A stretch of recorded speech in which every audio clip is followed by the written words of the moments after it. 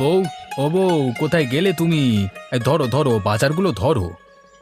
আরে আসছি বাবা। কই কি হলো তোমার? দেখো বউ, আজ বাজার থেকে কত কিছু আনলাম। কই দেখি কি বাজার করে এনেছো তুমি? এ কি, আবার সিএনজিতে করে বাজারে গেলে? গ্রামে শুধুমাত্র তোমার সিএনজি আছে বলেই তুমি বাজার করতেও সিএনজি নিয়ে যাবে?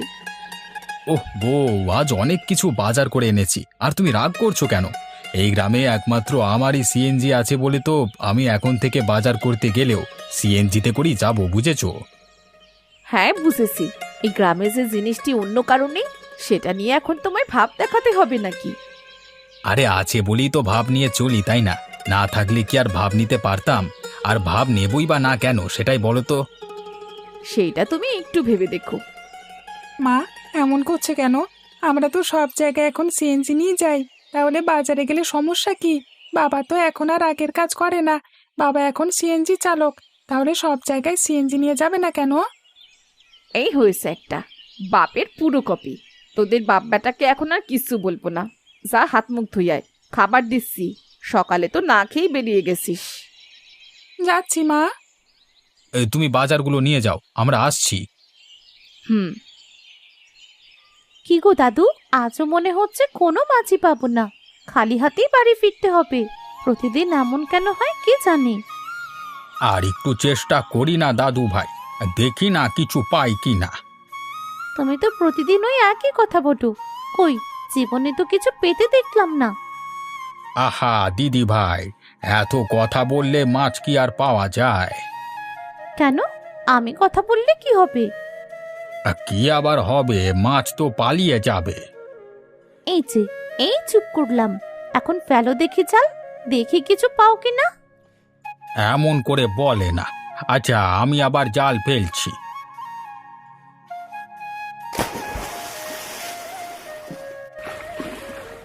কই, এবার তো আমি কথা বলিনি। এবার তো আমি চুপ ছিলাম, তারপরও তো মাছ পেলে না। ধুর, আমি বাড়ি চলে যাচ্ছি। আমার ক্ষুধা পেয়েছে অনেক। ঠিক আছে রে মা, চল। রোদের মধ্যে আমারও আর ভালো লাগছে না।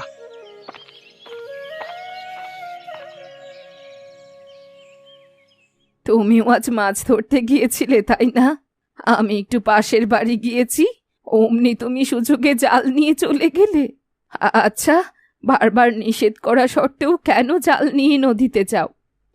হ্যাঁ, একটু গিয়েছিলাম, তাতে আর কি হয়েছে বলো? দিন দিন তোমার বয়স হচ্ছে তো নাকি? নদীর পানিতে স্রোত থাকে, ভেসে গেলে তখন কি করবে? আমি কি মাঝ নদীতে যাই নাকি? আর আমি কখনো একাও যাই না, রাজু বা মণি ওদের কাউকে নিয়ে যাই। হ্যাঁ, নিজেও বিপদে পড়বে আর ওদেরও বিপদে ফেলবে, তাই না? ওভাবে আর বলো না। নদীর পাশেই এই বাড়িটা আমি করেছি, যাতে যখন তখন নদীর সংস্পর্শ পাওয়া যায়। কাছে না থাকলে কি আর এভাবে যেতাম? প্রতিদিন কেন তোমায় যেতে হবে? কোনোদিন চুনোপুটিটাও ধরতে পেরেছো? মা, সবাই একসাথে খেতে বসেছি, এখন একটু শান্তি করে খাই না। বাবাকে আর কিছু বলো না এখন।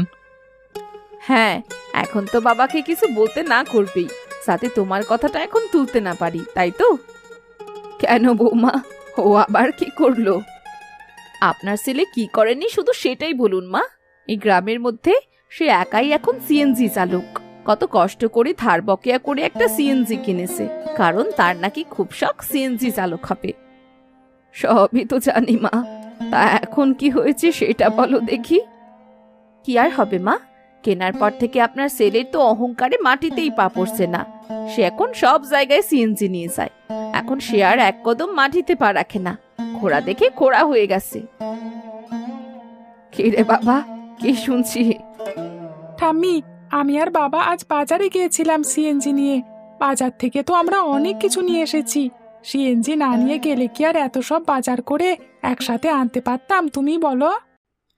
আচ্ছা মা, ও তো খুব ভালো করেই জানে ও ছাড়া আর কারোই সিএনজি নেই গ্রামে। তাহলে সকলের কাছে এত ভাব দেখানোর কি আছে? বাবা, বৌমা তো ঠিক কথাই বলছে। কেন এমন করিস?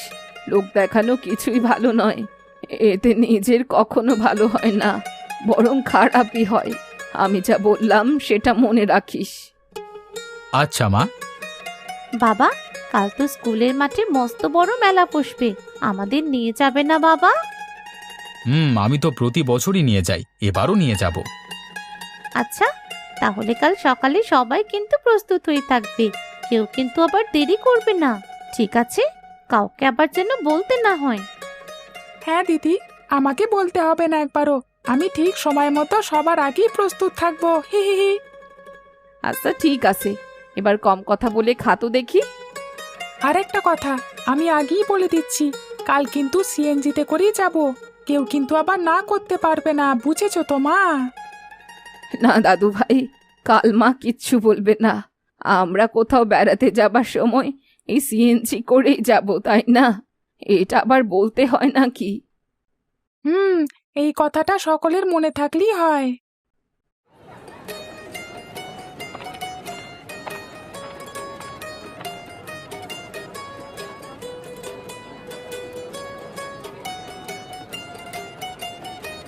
কি সুন্দর মেলা বসেছে, কত কিছু আছে।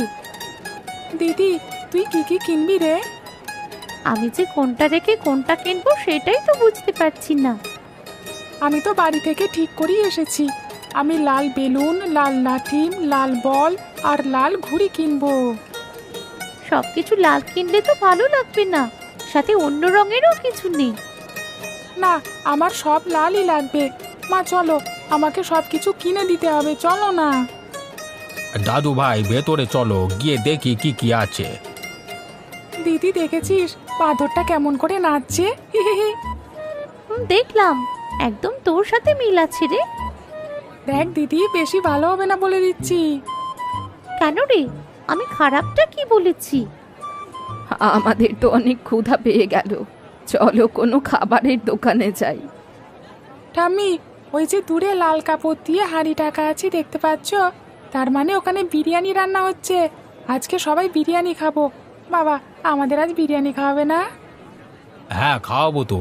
এই চল, কিন্তু ওখানে তো বসবার জায়গা নেই, সবাই দাঁড়িয়ে দাঁড়িয়ে খাচ্ছে তো। কোনো সমস্যা নেই, আমরাও ঠিক দাঁড়িয়ে খেয়ে নেব। কি বলো দাদু ভাই? হ্যাঁ, তাই তো, আমিও দাদু ভাইয়ের সাথে একেবারে একমত।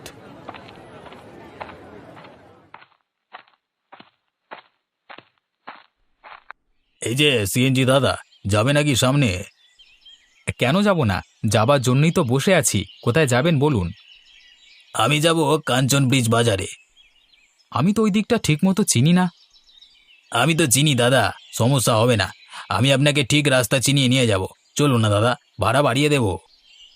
আচ্ছা, এত করে যখন বলছেন তখন চলুন, দেখি কি হয়।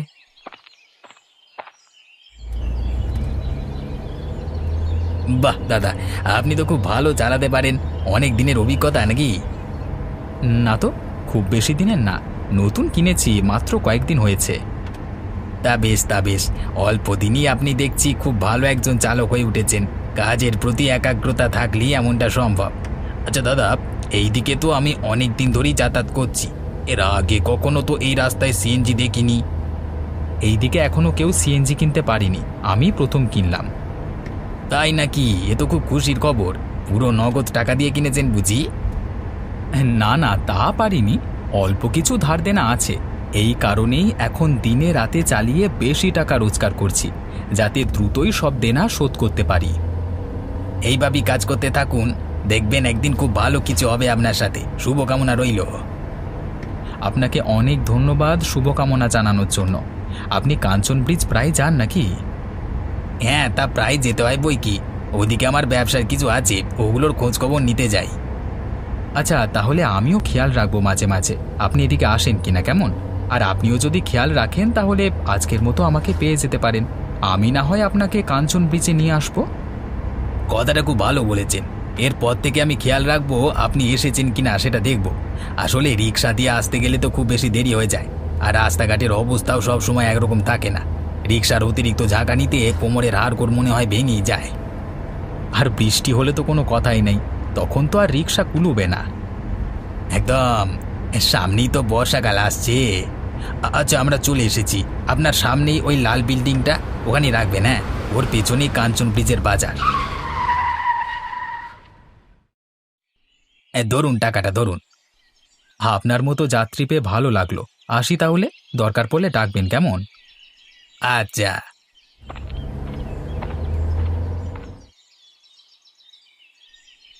কি গো, বাচ্চাদের দিলে না? ওরা কি খাবে না? জিজ্ঞেস করেছিলাম, তোমার ছেলে মেয়েরা খাবে না। কেন খাবে না? ওদের নাকি ভালো লাগে না তাই। বাবা মা কোথাও গেছে নাকি? সারা শব্দ পাচ্ছি না যে। কোথায় আর যাবে, হয়তো আশপাশেই আছে। আজ কি যাবে না কাজে? কয়েকদিন একটানা দিনরাত কাজ করতে করতে শরীরটা আর চলছে না। আজ মনে হয় না যে যেতে পারবো। গা হাত পা ম্যাচ ম্যাচ করছে, মনে হচ্ছে জ্বর এসে যাবে। তোমাকে তো বলেছিলাম এত জোর করে কাজ করতে যেও না, শরীরে না কুলালে যাবার দরকার নেই। তুমি তো কিচ্ছু শোনো না। তোমার মনে নেই এই সিএনজি কেনবার সময় ধার দেনায় পড়তে হয়েছিল আমাকে? মাথায় তো সারাদিন ওই চিন্তাই ঘোরে। এত চিন্তা করে অসুস্থ হওয়া ছাড়া তো আর কিছুই হবে না। তাহলে শুধু শুধু এত দুশ্চিন্তা কেন করছো? আই, তুই আমার হাত ধরলি কেন? তোকে কিনে দেয়নি খাতা? আমার থেকে ছোট ক্লাসে পড়িস তুই, অথচ খাতা কলম পেন্সিল তোর সব আমার থেকে বেশি। তাহলে এখন আমার খাতা ধরছিস কেন? দে না দিদি, তোর খাতাটা কত সুন্দর, দেখেছিস কত সুন্দর লাল রঙের। আমার কোনো খাতা তো এমন লাল রঙের নেই রে দিদি। নেবার সময় কত সুন্দর মধুর গলায় ডাকিস, আর দেবার বেলায় কি করিস সেটা একটু মনে করে দেখ। আচ্ছা, তোরা দু ভাই বোন সুন্দর করে মিলেমিশে থাকতে পারিস না? তা না করে সারাদিন একজন আরেকজনের পেছনে এইভাবে লাগিস কেন? তোরা যখন বড় হবি তখন এই সময়গুলো খুব মনে করবি। একজনের সাথে ইচ্ছে করলেই তখন আর দেখা হবে না, কথা হবে না। তখন বুঝবি কেমন লাগে। দেখা হবে না কেন মা? তোরা বড় হয়ে গেলে কি এভাবে একসাথে থাকতে পারবি? দিদির বিয়ে হয়ে যাবে, তখন শ্বশুর বাড়ির লোক কি তাকে সবসময় আসতে দেবে? দেবে না তো। তাদের যখন ইচ্ছে হবে শুধু তখনই দেবে। ইস, বললেই হবে নাকি? আমার দিদিকে আমি যখন খুশি তখন দেখতে যাব, কারোর কথা শুনবো না। কার এত বড় সাহস যে আমার দিদিকে আমাকে দেখতে দেবে না? তাকে আমি দেখে নেব। এখন তো দিদিকে পাত্তাই দিস না। পরের বাড়ি চলে গেলে তখন কেন দেখতে যাবি? এখন থেকে দিদির সাথে ভালো ব্যবহার করতে না পারলে তখন কিন্তু দিদিকে আর দেখতে পারবি না। আমিও তোর সাথে এমন করবো না রে দিদি, আমাকে মাফ করে দে। আমি তোর ছোট্ট ভাইটি। হ্যাঁ, আমি তো তোর সাথে শুধু একটু দুষ্টুমি করেছি, তাহলে কেন আমাকে বড় হলে তোকে দেখতে দেবে না বল? তাই কি কখনো হয়? আর কাঁদিস না। আচ্ছা, আমি সবাইকে বলে দেব তুই আমার ছোট্ট ভাইটি, তোকে যেন কেউ কিচ্ছু না বলে।